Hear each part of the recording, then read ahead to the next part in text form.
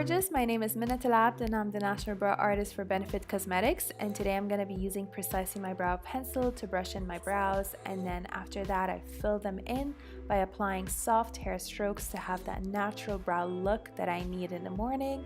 It's very important to apply very small hair strokes to get that full brows that you need.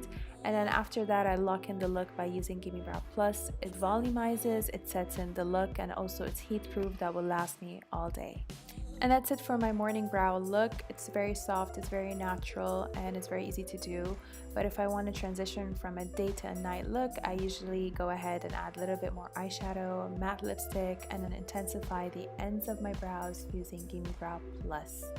And there you have it, we're done transitioning our brow look from morning to night using Gimme Brow Plus. Thank you so much for watching, I hope you enjoyed it. Bye!